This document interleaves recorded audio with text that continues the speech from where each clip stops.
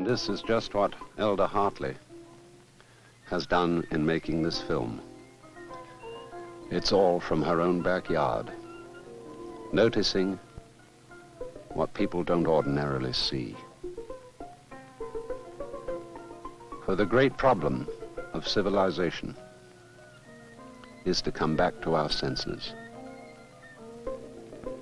We say to a person, come to your senses, when he's acting crazily or unwisely. But the trouble with all civilized peoples, both of the East and of the West, is that they confuse what comes in by their senses with the words and other symbols with which they describe them. The world itself isn't words. It isn't concepts. It isn't ideas. It's true, of course, that words are physical noises. But even the very notion that the world of nature is material or physical is in fact a philosophical concept. It's a network of words. And the real world, which philosophers are always struggling to define, can never find. It's not material, it's not spiritual, it's not mental. It is what it is. The great semanticist Alfred Korzybski called it, rather amusingly, the unspeakable world. For this world is a multidimensional network of all kinds of vibrations, spectra of vibrations, vibrations of color, vibrations of sound, vibrations of texture, vibrations of emotion and feeling. And when we are babies, we experience it just as our whole muttering jazz of different textures of experience. As we grow up, our elders and betters, our parents, teachers, uncles, aunts, and peer groups tell us what vibrations are good and what vibrations are bad. And naturally, because as little infants we are very impressionable, we believe what they say.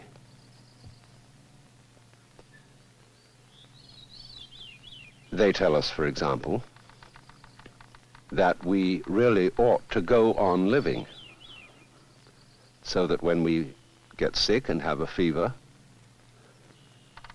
they stand around the crib and wring their hands and give us the impression that this is a dreadful thing. Of course, it isn't necessarily dreadful at all.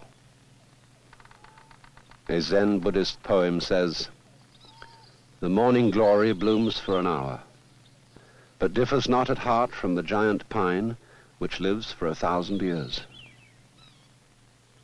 What difference does it make whether an event be long or whether it be short? Whether a flame burns dimly and slowly for a long, long time, or whether it's just a brief and intense flash. This, said T.S. Eliot, is the way the world ends, not with a bang, but a whimper.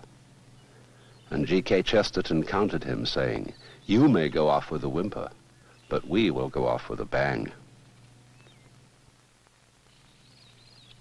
So we become prejudiced. We accept the standards of our culture, the concepts and forms of our language, and confuse them with what is actually going on. Most people in our present culture would rather have money than wealth, would rather eat the menu instead of the dinner.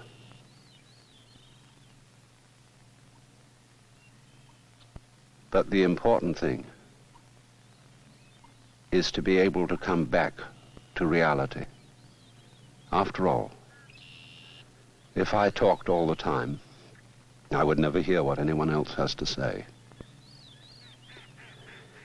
And similarly, if I think all the time, that is, talk to myself inside my head, I won't have anything to think about except thoughts.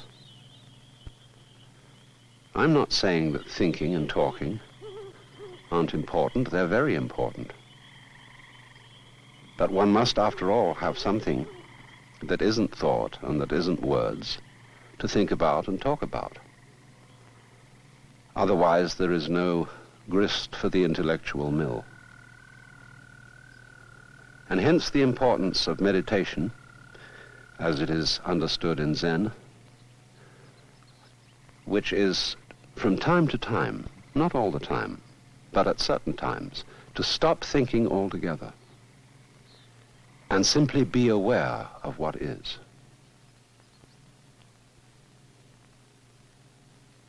This may be done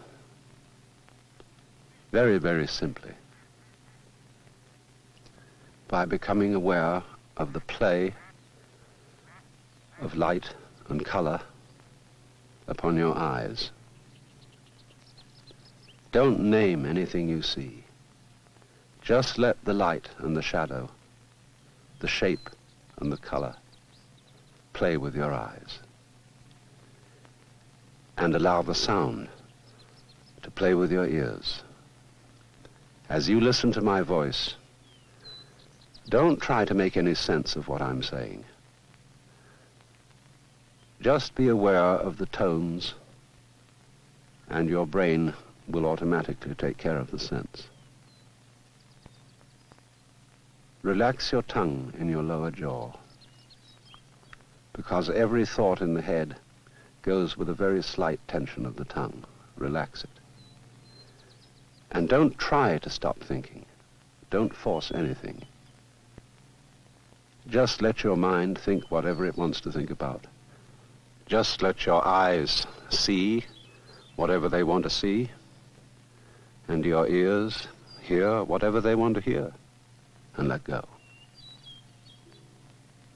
And let your lungs breathe as they want to breathe. Don't force your breath.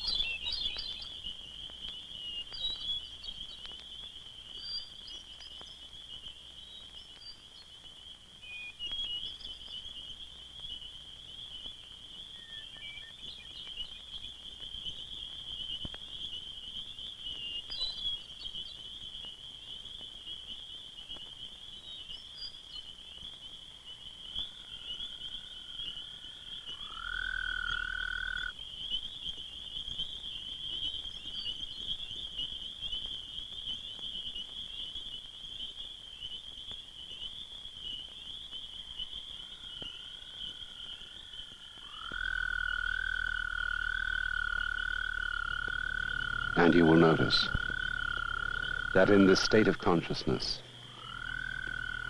there is no past. There is no future. There is only now.